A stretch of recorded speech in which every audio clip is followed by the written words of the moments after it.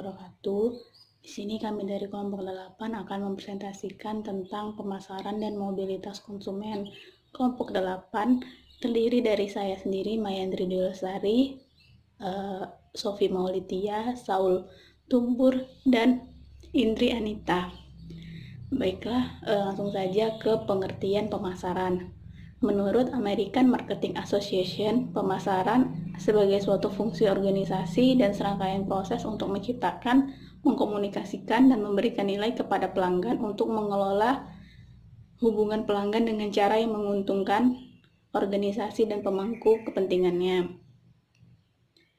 Yang kedua, entitas yang dipasarkan. Menurut Kotler dan Keller 2019, terdapat 10 entitas yang dapat dipasarkan dari mulai barang dan jasa sampai dengan ide, yaitu yang pertama barang. Barang fisik merupakan bagian terbesar dari usaha produksi dan pemasaran. Produk makanan, minuman, pakaian, mobil, elektronik.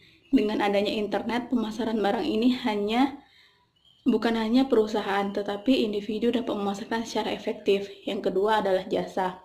Jasa adalah semua tindakan atau kinerja yang dapat ditawarkan satu pihak pada pihak lainnya yang tidak menghasilkan kepemilikan apapun.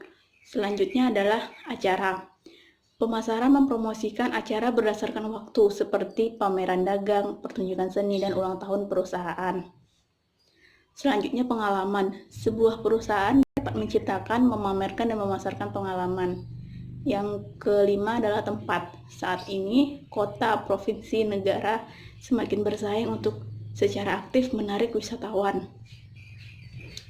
Yang keenam adalah properti. Properti adalah hak kepemilikan tak berwujud atas properti yang sebenarnya atau real estate, atau properti finansial, saham, dan obligasi. Selanjutnya ada organisasi. Organisasi secara aktif bekerja untuk membangun citra yang kuat, disukai, dan unik di benak publiknya. Yang kesembilan adalah informasi. Informasi adalah apa yang dihasilkan dan didistribusikan oleh buku, sekolah, dan produk universitas dengan harga tertentu kepada orang tua, siswa, dan komunitas. Yang terakhir adalah ide. Setiap penawaran pasar mengandung ide atau gagasan dasar. Perusahaan kosmetik asal Inggris The Body Shop menunjukkan pada target marketnya ide bahwa semua produk The Body Shop dibuat dengan spirit untuk menghargai dunia dan komitmen untuk melakukan perdagangan yang fair.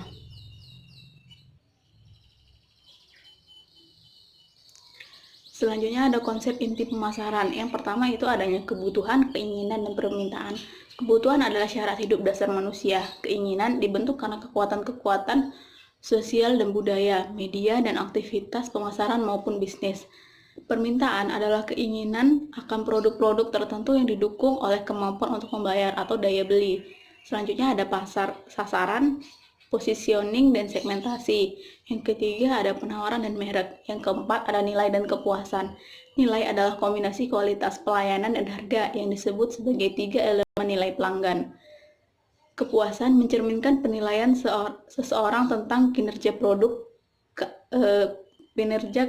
keanggapannya dalam kaitannya dengan ekspektasi. Bauran pemasaran atau marketing mix. Bauran pemasaran adalah gabungan elemen komponen perangkat pemasaran yang digunakan untuk mempengaruhi konsumen. Elemen tersebut disebut sebagai 4P, yaitu produk, price, promotion, place, and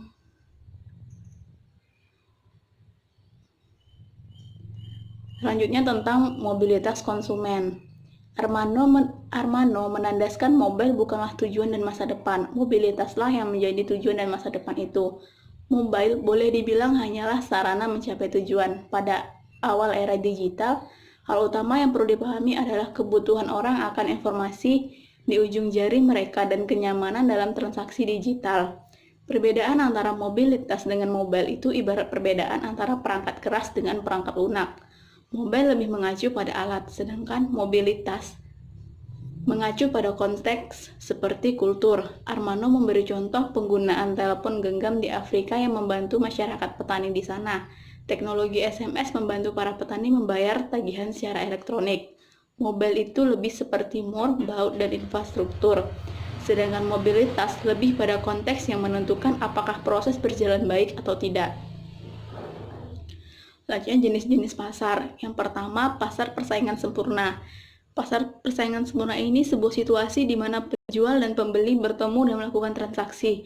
Namun dalam jenis pasar ini, kamu bukanlah satu-satunya penjual yang menjual produk tertentu. Dengan kata lain, kita berada di sebuah tempat di mana ada banyak pedagang dengan jenis jualan serupa, sehingga kita tidak bisa menaikkan harga seenaknya karena sudah ada kesepakatan sebelumnya. Yang kedua, pasar persaingan tidak sempurna. Pasar ini berbanding terbalik dengan pasar persaingan sempurna. Jenis pasar kali ini adalah situasi di mana ada satu atau dua penjual saja yang laku dan memonopoli pelanggan sedangkan sisanya tidak laku. Singkatnya, ada persaingan yang tidak sehat terjadi. Yang ketiga adalah pasar monopoli. Monopoli dalam bahasa Yunani berarti satu penjual. Jadi, pasar monopoli adalah situasi di mana hanya ada satu penjual saja yang menguasai seluruh pelanggan.